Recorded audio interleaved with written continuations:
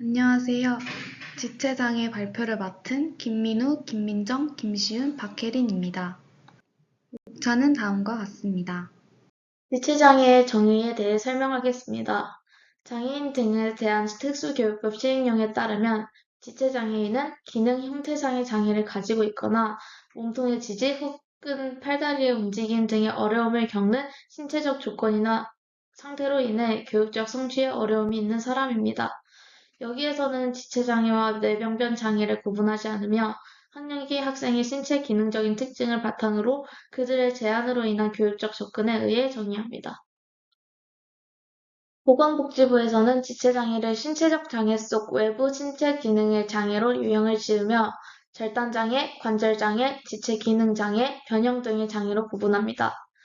보건복지부는 장애인복지법 시행령의 정의를 따르는데 지체장애인과 뇌병변 장애인을 다음의 기준으로 정의합니다. 지체장애는 크게 신경계 이상, 근골격계 이상, 선천성 기형, 차구 및 질병 4가지로 분류할 수 있습니다. 우선 신경계 이상에는 뇌성마비와 뇌전증이 있습니다. 뇌성마비는 발달 중인 뇌에 손상이 발생해 자세 이상과 운동 이상 등의 증상이 나타나는 질환으로 장애인복지법에서는 지체장애와 구분하기도 합니다. 미성숙한 뇌가 다양한 원인에 의해 손상되어 나타나는 운동 발달 장애로 뇌에 손상이 진행되지는 않지만 뇌가 정상적으로 몸을 조절하지 못합니다. 신체 각 영역의 변형은 자라면서 점점 진행 변화하며 뇌 손상으로 운동 기능이 마비되어 약해져 일상생활에 필요한 운동에 어려움을 겪게 됩니다. 근육의 경직성이 증가하고 근육이 짧아지며 2차적 관절 변형이 발생합니다. 감각 기능, 지능, 정서 등 여러 중추신경 기능에 이상이 생길 수도 있습니다. 뇌성마비는 손상 부위에 따라 그 증세가 달라지며 신체 이상이 나타나는 부위도 다양합니다. 또한 그 증세에 따라 경직형, 무정의 운동형, 운동실조형, 강직형, 진전형, 혼합형 등으로 나눌 수도 있습니다.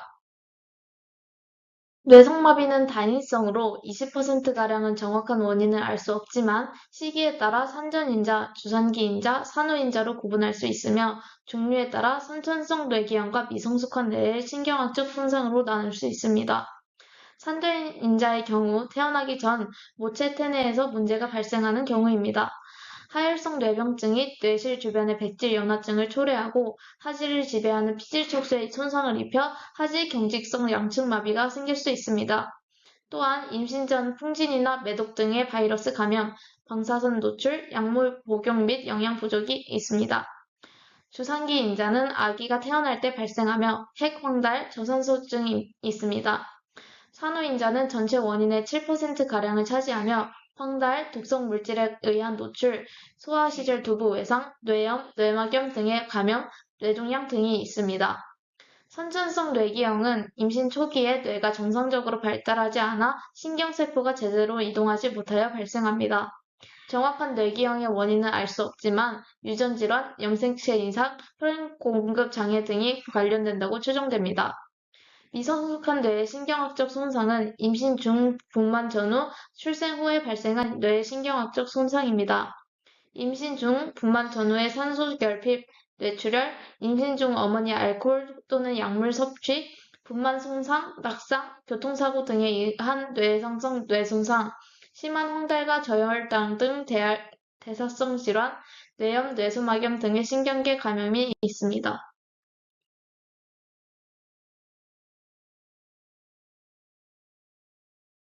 뇌전증 혹은 간질은 중추신경계의 신경기능 이상으로 갑작스럽게 제어되지 않는 전기적 활동성이 방사되어 나타나는 현상입니다.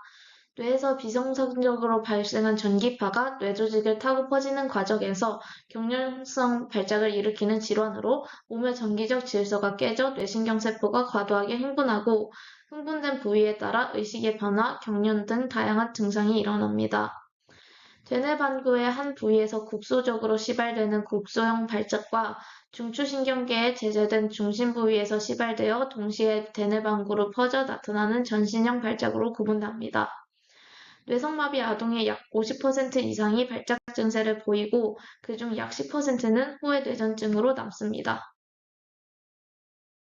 생후 1에서 6개월에는 분만중 아기의 뇌에 산소 공급이 원활하지 않은 경우를 포함한 분만중 뇌 손상, 선천성 기형, 중추신경계 감염 등이 있고, 생후 6에서 24개월에는 분만중 뇌 손상, 급성 열성 동련, 중추신경계 급성 감염, 뇌 발달 이상 등이 있습니다. 소화기, 사춘기 및 초기 성인기는 선천성 발달 및 유전 질환이 있고 전 연령층에서 머리 외상, 중추신경계 감염 및 뇌종양이 있습니다. 그 외에 성인은 다른 연령대에 비해 머리 외상과 뇌혈관 질환이 주요 원인이며 고령 환자는 치매 같은 퇴행성 뇌질환이 큰 요인입니다. 또한 뇌 손상이나 뇌졸중, 치매 같은 후천적인 질환으로 인해 뇌전증이 발생하는 구조적 원인, 뇌전증을 유발한다고 추정되거나 알려진 대사장애로 인한 대사적 원인, 우리 몸의 이온 통로를 구성하는 단백질의 유전자 이상의 유전적 원인이 있고, 중추신경계의 감염이나 면역성 원인 또한 뇌전증의 원인이 될 수 있습니다. 뇌의 병리적 변화나 뇌 손상 또는 유전적 요인도 있습니다. 중추신경계 감염 이후 뇌전증의 발생 위험도가 약 3배 정도 증가하며 뇌출혈이나 뇌정맥 혈전증, 두부 외상 등도 원인이 됩니다. 그 외에도 알코올 섭취, 알코올 중독 및 음주로 인한 뇌 손상, 알츠하이머병 말기 등의 다양한 원인이 있습니다. 또한 앞서 설명드린 뇌성마비 환자의 약 3분의 1 정도는 뇌전증 발작이 동반되며 정신지체가 동반될 경우 뇌전증 위험이 증가합니다.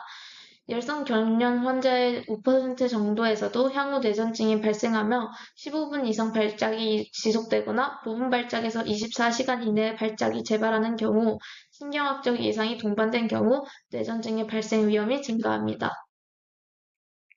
다음 근골격계 이상에는 뇌반죽과 류마티스 관절염, 진행성 근위양증이 있습니다.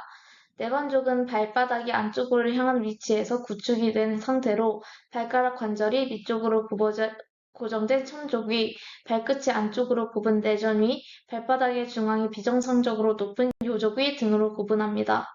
명확하게 밝혀진 유전 및 환경 인자는 없으며 복합적 인자에 의해 발병합니다. 다음 마사지로 구축을 최소화하거나 깁스, 붕대 등으로 교정을 하기도 합니다. 소아 류마티스 관절염은 인체 내 관절의 활막에 6주 이상 지속되는 만성염증입니다. 류마티스 관절염이 시작되면 여러 염증 세포들이 연골을 파괴하고 관절의 변형을 가져오며 관절 주위의 뼈도 약화시킵니다. 발열, 피부 발진과 결절, 체중 감소, 피곤감, 폐, 심장, 눈의 염증성 변화 등 관절 이외의 신체 장기에 병이 생기기도 합니다.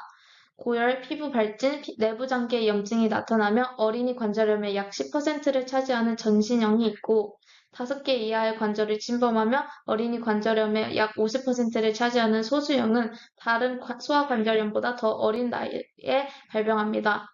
5개 이상의 관절을 침범하는 다발형 소아 류마티스 관절염의 일부는 어른에게 발생하는 류마티스 관절염과 비슷한 양상을 보입니다. 류마티스 관절염의 정확한 원인은 알 수 없지만 유전적 요인을 가진 사람이 환경적 인자와 맞물릴 때 이들의 상호작용에 의해 발병한다고 알려져 있습니다. 환경적 요인에는 흡연, 치주염 등의 염증, 장내 세균이 있습니다. 유전적 요인의 경우 류마티스 관절염이 있는 일라성 쌍둥이의 한 사람에게서 류마티스 관절염이 발생하면 30에서 50%의 다른 쌍둥이에게서도 류마티스 관절염이 발생한다는 관찰 결과가 있습니다. 또한 유전자 중 다음에 특정 유전자가 있는 경우 류마티스 관절염이 더 잘 발생한다는 연구가 있습니다. 유전적 요인을 가지고 있는 사람이 환경적 요인이나 감염에 노출되면 몸속에 항CCP 항체라고 하는 자가 항체가 만들어지고 이 항체가 관절을 공격하여 관절염이 발생하게 됩니다. 관절을 싸고 있는 활막에 염증이 생기면서 단핵구, 림프구를 비롯한 백혈구들이 관절로 모여들게 되고 그 결과 관절액이 증가하여 관절이 붓고 통증이 발생하게 됩니다. 염증이 지속되면 염증성 활막 조직들이 점차 자라나면서 뼈와 연골을 파고들어 관절의 모양이 변형되고 관절이 움직이는데 장애가 발생하게 됩니다. 진행성 근위양증은 중추신경계, 말초신경계의 신경에 손상이 없는 상태에서 근육 자체에 문제가 생기는 질병입니다. 몸의 근육을 만드는 단백질인 디스트로핀이 제대로 생성되지 못해 근육이 조금씩 약화되고 초기에는 자주 넘어지는 현상이 발생하며 점차 뛰고 걷기 어려워집니다. 특히 바닥에 앉아 있다가 일어설 때 독특한 자세를 취하는 가오 징후를 보입니다. 청년기에는 앉아있기 힘들어지다가 점점 눕게 되고 내장근 등의 약화로 순환 및 호흡 기능이 약해져 심각한 경우 생명 연장 장치에 의지하게 되는 경우도 있습니다. 근질환 중 발생 빈도가 가장 높으며 특정 종아리 부분의 근육이 비대해진 것 같아 보이는 가성비대나 진행성으로 오는 대칭성 근위축 등이 나타나기도 합니다.